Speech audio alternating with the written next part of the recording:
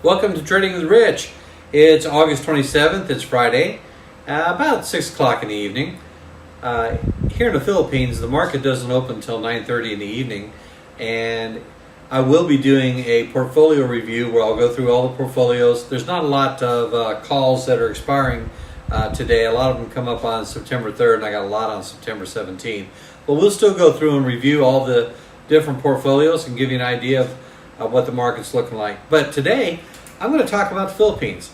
And specifically, I'm going to talk about our travels from Chicago over to Cebu.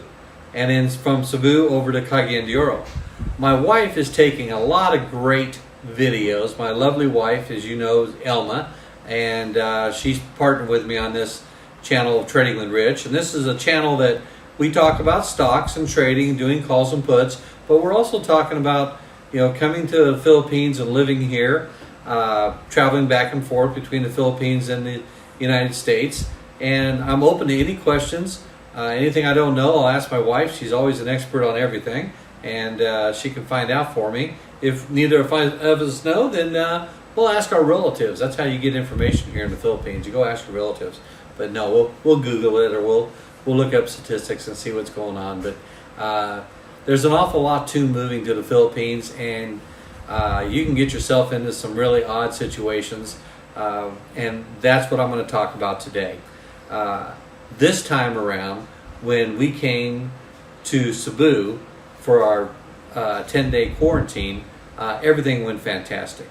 It was, I call it the tale of two cities. I was on the YouTube channel with Every Man Has a Story with Mark Thornton, a wonderful guy, and we were doing the interview, and I've done a few with him, and we were talking about, what a rough time I had when I went through Manila back in April.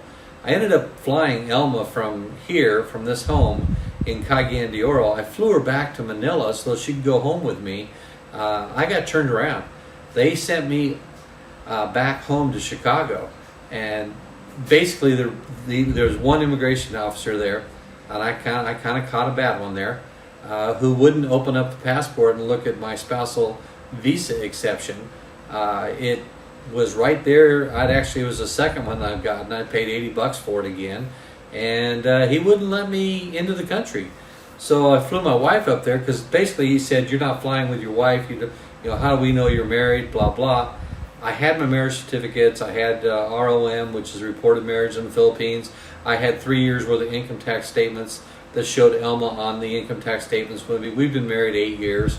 As I said, the marriage contract from Illinois said that we were married, but he wouldn't hear any of it. He really wouldn't even look at any of the information. And what you need to know when you move to the Philippines is you're a guest in their country, and you can't get upset. You can't, yell or throw a fit or really even state your own mind.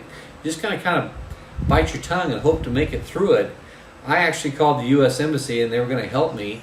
But when they got into it, this happened on a Sunday, and they did answer me. They got right back to me, but they said, "Boy, we're just not able to do a lot for you, Rich. You're scheduled to go out on the 11 o'clock flight tonight." And so they really couldn't do much, but they totally agreed that what I did was correct. I went to the Chicago Philippine consulate. I filled out the paperwork. Took about 3 weeks and about 12 phone calls. I gave them everything. I felt like, I was trying to pass my pilot's exam again. I had to give them so much stuff. It was crazy. But they gave it to me. And when I got to Manila, it was nada, won't work. So I went home, went back to Chicago, and I stayed for about a month, and we started trying to get flights. And of course, with the pandemic going on, our flights kept getting canceled because we were going through Taiwan.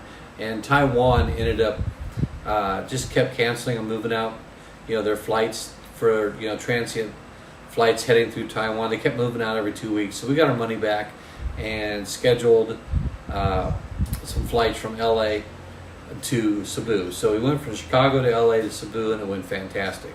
Now, flight prices. Things are crazy right now, folks. If you want to fly to the Philippines, even when you're flying with your wife and you've got your Filipino spouse with you, here's a live example. When I was supposed to fly a year and a half ago, before the COVID hit, we were supposed to go in March of 2020. was about a year and a half ago. My tickets on a Korean Air were round trip, and they were $623 round trip for each of us, just her and I. So we were looking about a little less than $1,300 to fly round trip. Well, after a year of getting canceled and canceled and canceled, I think it was like 9 times, Korean Air said, why don't we just refund your money and you can try a different way. So we couldn't go through Korea, couldn't go through Seoul, and so we held up. We had some things going on. I had a son getting married in October, and I was scheduled to come back in September. I thought, well, I'm not going to leave in September and come back in September. So I went ahead and stayed. My wife went to the Philippines to collect all of our furniture that was being shipped overseas. It took about 8 months for all of our products, all of our furniture and TVs and electronics to get here. And she received everything, and that's why she was separated from me. So immediately last August, I asked the Philippine consulate, hey, my wife has gone over to the Philippines to receive all of our stuff. Does she need to come back here and fly with me so we can prove that we're married? And they said, no, we've got this a spousal visa, and it's an exception, and you need to, it's a lot of paperwork. So I did it, and right when I was trying to come back, all the flights started getting canceled again, and that spousal visa expired. So I had to go do it again. So I did it again in January, and I left in April. I got my spousal visa like first week in February.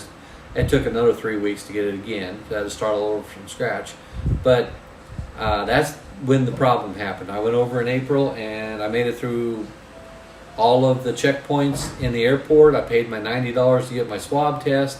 I'd already paid my $500 for the quarantine hotel to be there by myself, and that ended up being non-refundable. I ate that, and I ate the tickets going over there, which ended up being, it took the whole round-trip ticket, and the round-trip ticket was about $1,500.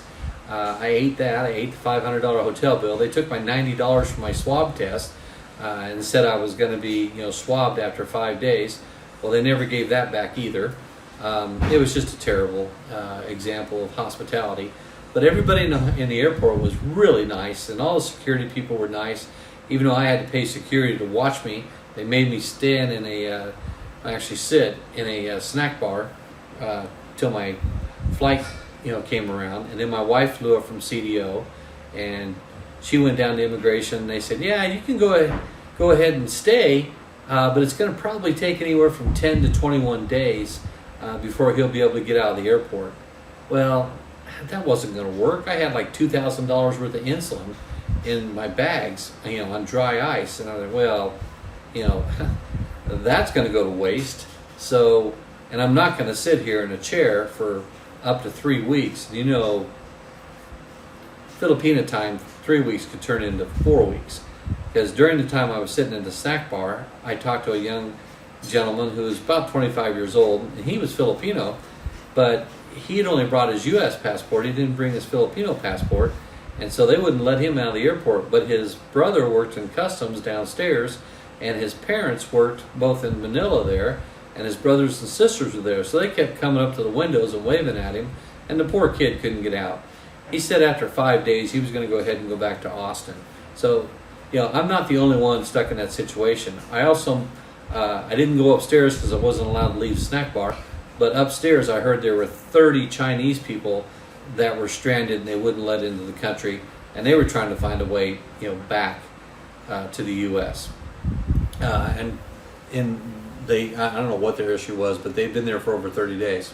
So yeah, I really don't know the whole story of what was happening with. They said there was almost 30 of them up there, 30 of people of Chinese descent that were stuck in the Manila airport, but. I kind of felt lucky that I had the money to be able to, make the turnaround. I had to go ahead and eat my airline ticket for my wife to go back. She was going to go back in September with me. That'd be the next September, and so we killed that ticket and had to pay an extra $500 on top of that to get her to go back to Chicago with me. So it was a lot of expense. And her airline tickets from Cagayan de Oro up to Manila, and then $500 more to get her added to the ticket on the return ticket. The return ticket, cost an extra $500 to get us back. And then later we went ahead and we both flew back to Cebu, and that went fine. But here's the difference in the price of tickets. As I said, originally it was $623 for each of us round trip. These final tickets ended up being $1,500. It was $1,478 a piece, and they were one way. The two-way round trip tickets were going to run us about $2,600, and I said, you know what? Let's don't try to pick a date that we're going to come back. Let's just kind of see how the pandemic goes, and see when it may be conducive to go ahead and fly again. And we'll just get one-way tickets, and we'll buy more tickets next year when all this has kind of blown over.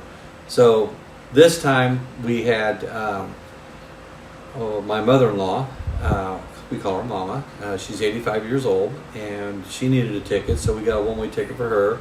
And then Dai, our 21-year-old niece, had a little bit of help from her aunt and her dad on tickets, and she went ahead and went with us. But when we got to Cebu, I had to get 2 different rooms because you could only have 2 people in a room. So my niece and my mother-in-law stayed in one room, and we stayed in the other room. The hotel was fantastic. It's called Citadines, and it's in downtown Cebu. And there was a major lockdown going on. Well, the whole 10 days I kept looking out the window, and it looked like that Charlton Heston movie where everybody, he was the last man on earth. And I kept looking out the window feeling like I was the last man on earth because this huge city had nobody driving around. And then after a day or two, there were a few people out there, and then the next day there were a few more.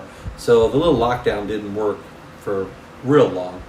But anyway, my collar feels like I'm centered there. So anyway, when we got to Cebu, everything went great. I got up to the immigration, and you can imagine, I was a little nervous because I didn't go too well in Manila, and I really didn't want to get turned around again and sent back. I mean, I made sure I had my wife here, and I had my mother-in-law here. So my wife is 50. I shouldn't say how old she is, but let's just say she's 6 years younger than I am. So it's not like I'm just picked up a bride 6 months ago. I mean, we've been married 8 years, and we've known each other for a little over 10 years. And she speaks very good Visayan also. So I thought, well, I bet I get in this time. And of course I have my niece there, and she's Filipina. And we got up to the counter, and the immigration officer was a real nice lady. She took my passport, and she opened it up, and she said, "Oh, you've got a spousal exception visa." And I said, "Yeah, I do." And she said, "Oh, that's fantastic. So you went to the consulate to get this?" And I said, "Yes." She goes, "I heard it takes a lot of paperwork to get one of these." And I said, "Yeah, it does." I said, "Thank you for looking inside my passport, because my previous experiences, they wouldn't even open the passport and look at it. They told me that there was no such thing." She goes, "Oh, no, we've had this since the pandemic started." I said, "Oh, okay, great. And she goes, then she comes out from behind the immigration booth, and I thought, uh-oh, here we go. What's wrong? What did I do? What did I say? Hopefully, I'm not upsetting anybody. And she walked out there, and she said, came right up to my face. She said, "You know what? We really appreciate, people getting paperwork like this." But she says, "Your spousal visa exception is good for 3 months. And, you're about on status. We can go ahead and extend that to a year if you don't mind." And I about lost my breath, and I went, "A year?" "Yeah, because it costs like $30, $35 depending on which immigration office you go to. Sometimes they charge you 30 months, sometimes they charge you 40 a month. But let's just call it, $300 for the year." I said, "Well, yeah." I said, "That'll save me some money for the year. I plan on," and I have already filed for my permanent visa, and I went through JRC. We can talk about that in another video, but I went through JRC there in Cebu, and I did the NBI with the fingerprints and everything, so I'm getting permanent status. But you're on probation for a year, and officially after a year, then you get your permanent visa. So this is going to work out perfect because my visa is good for a year now. And when I started toting all those bags out to the curb to catch our van, I just told my wife, I said, boy, that's a tale of two cities right there. I said, Cebu is so nice.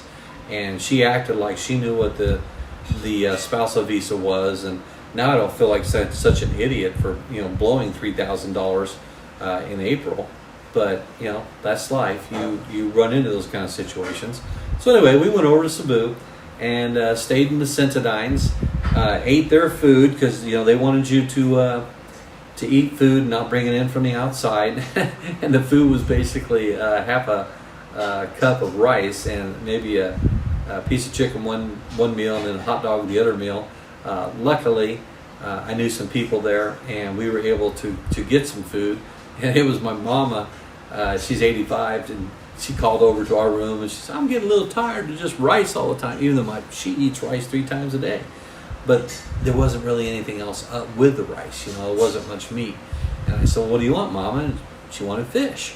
So I called around to some relatives and they knew people who actually were, able to get food up there on the floor. So I think she ordered a bunch of tilapia. All I know is when I saw it, it was like a huge fish, She must have got like a 3-pound fish. But I was happy because they got me some Jollibee spaghetti and chicken and then we called down to room service, which you can do that. They were perfectly okay with room service, and they had really good chicken on their room service. And I was spicing up my rice. I've never eaten so much rice in my life. In 10 days, I'll bet I ate. I was getting rice 3 times a day. I'll bet I ate it 2/3 of the time, and really enjoyed it. I liked it. And I was soy sauce, and I like ghost pepper, so I was putting that on there, and every now and then I'd add a little bit of sriracha sauce to it, and hey, I lived through it. The TV programs are great. They had HBO and Showtime on there to let you know how much that all cost. For 10 days for 2 rooms, it ran me almost $1,500. I don't consider that to be terrible based on U.S. prices, and I was, my wife and I were in a studio they called a junior executive. We had our own living room, we had our own little kitchen, had a good sized refrigerator, microwave, an oven. It had a separate bedroom. The air conditioner in the bedroom was separate from the air conditioner in the living room, and you had these huge windows. We were on the 10th floor. We were looking out over Cebu. We could see the ocean. You can't complain. And I was busy making my online courses through Udemy. And by the way, the courses are called Trading with Rich, and it shows you how to trade stocks and do calls and puts. But I was finishing up those because I started them a couple years ago, and I said, I'm just going to spend my time in quarantine doing, finishing up my courses and then publishing them, and they're published. Oh, I'll put a coupon out there if anybody wants to go out there and take a look at it. Put it on special for you. But anyway, the 10 days flew by really fast, no problem. And then we decided to stay for 2 more days so that we could go over and get my permanent visa settled. We couldn't get out on that Monday anyway because the lockdown was causing flights to be backed up, and they were only flying to Cagayan de Oro on Mondays and Wednesdays for a certain price. Then we could have went Tuesday evening, and it would have cost us triple than if we'd waited till Wednesday. So we just waited till Wednesday and got an extra hotel room night, and we went ahead and got 2 extra hotels. So we had 2 rooms for an extra 2 nights, and it cost like $225. So you're looking at 4 people, 2 rooms, $225 for 2 different nights. That's pretty good. It's about $50 a night. Worked out really well. So then we had to get the tickets to fly from Cagayan de Oro to, from CDO from Cagayan de Oro. The tickets there were $225 for 4 people. So you're basically looking at about $60 a piece for one-way tickets from Cebu to Cagayan de Oro. That flight went wonderful. When we got into the airport, my wife checked us in with the local Department of Health. We had already filled out all the paperwork to be accepted by the LGU, which is the local government union. You have to tell them that you're coming, and if they want you to be in quarantine, they'll let you know how long you got to be in quarantine. I was fully expecting to be in quarantine for another 4 days, But my wife, when she came over last September, they let her quarantine at home. So I figured, I got no problem with that. Tell me to stay at home for 4 days. I'll just relax, watch TV, and do some work. But anyway, when it was all said and done, we got out of there in about an hour, caught our van. They took us home. We got all situated here, and of course I had to set up my office and set up all my electronics, and somehow my wife couldn't get the VPN to work when I wasn't here, so I got the VPN hooked up, and everything's set. My wife didn't need air conditioning, so she only had an air conditioner in the bedroom, and of course I was dying. It was 88 and 90 degrees every day that we were here, and the second floor that I'm on right now was running probably about 92 degrees up here. So we went out and got a 3-ton air conditioner and an inverter, which is very good electricity with an inverter, and paid about $2,500 for the big air conditioner downstairs. I wish I'd put it upstairs and let the cold air flow down, but you've got 3 tons sitting outside the house, and then you got the inverter inside the house. So I thought, well, probably better leave it downstairs so that the living room and kitchen and dining room can all be cool. Now they're freezing down there, and I've got fans pushing the air up to the second floor. And I did put another air conditioner over here in the side bedroom, so if I really want to be cool, I can just turn all the air conditioners on, and I'm perfectly cool upstairs. So yes, us Americans, we even though I spent most of my life in Texas, as you can see, I have my Dallas Cowboy shirt on tonight. It's a different kind of heat. After 2 weeks of being here, I'm really used to the heat now, and I don't even sweat when I go outside. And we go down to the malls, pretty much every other day. We got a lot of errands and still picking up things for the house, and it's not hot to me anymore. Now that the house is air conditioned, the bedroom always was, but the rest of the house is air conditioned now. I'm perfectly happy here in the Philippines. Something that I will tell you is moving to Cagayan de Oro, when this whole last year and a half I was living in Texas for part of the time. I was living in Oklahoma City with my brother. When my wife came back here, I went ahead and moved in with him. I spent a little bit of time with my relatives, and then I even spent some time with some friends in Illinois. It was a culture shock to come to Cagayan de Oro, even though I've been here before. It was 3 years ago that I came, because I just retired this last year. I want to make sure I say this the right way. I thought there would be more Caucasians in Cagayan de Oro. When I was here before, when I would go into the malls, I would run into a few guys and I'd say hello. Now, I think it's because of the COVID that people are staying at home more, but in 2 weeks, I've only met 2 Caucasian guys. And the one guy was younger than I am, and he was probably 24, 20, maybe 30. He wouldn't even say hello to me. I just said, "Hi, how you doing?" And he looked at me on like, "Are you crazy?" Well, no. But I thought maybe you might tell me where you're from. And he didn't say a word. Now the other guy, he'd lived in Texas. He was from Georgia, and he was quite a bit older than I was, but he was very friendly. And I just thought there'd be more people that would be, from the U.S. here. Now, I think they are, but, there's a lot of guys over in the Dumaguete area, Dumaguete, Valencia.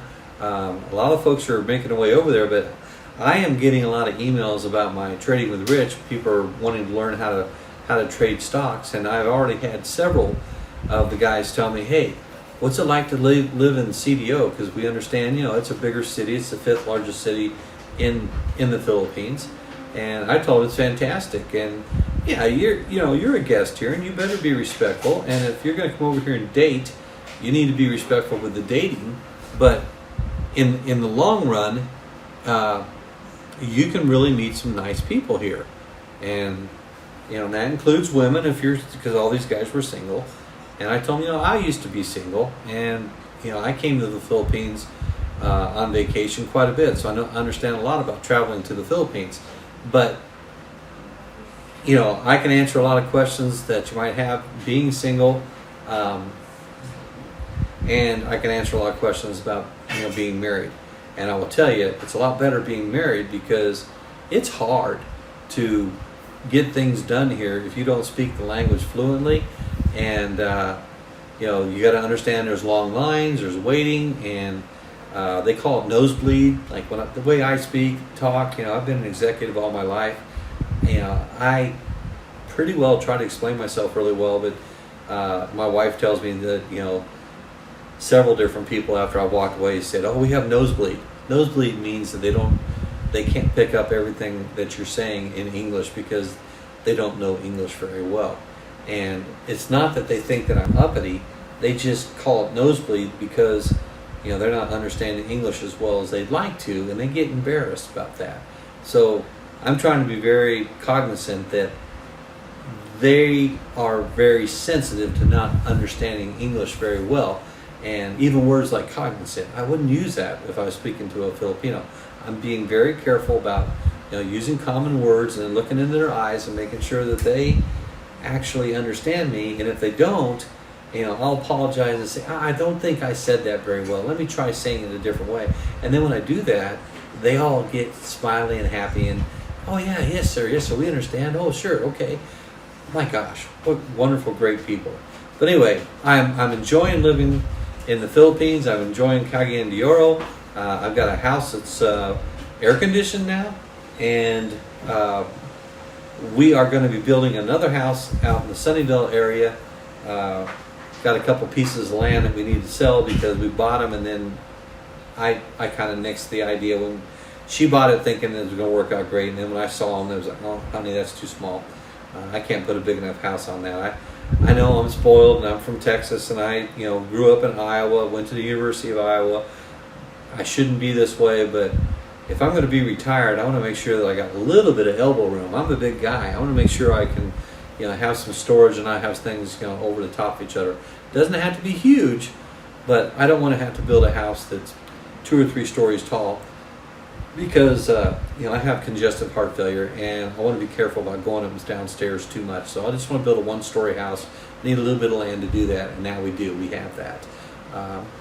And it's not quite ready yet. The subdivision is going to be ready in about 1.5 years. So we bought 4 lots, and we'll build the house, and I'll show you how we're doing when we do build the house. Right now, we're renting this place, and we own 3 lots, and I guess we could put a house on any one of those 3, but in the meantime, I'm going to sell 2 of them and just keep the 1 lot. So this is Trading with Rich. This is the Filipino part. My wife is going to pop off a bunch of photos. She's got pictures of Cebu Airport, the immigration. She's got pictures going back and forth. We'll go ahead and post those out there on another talk.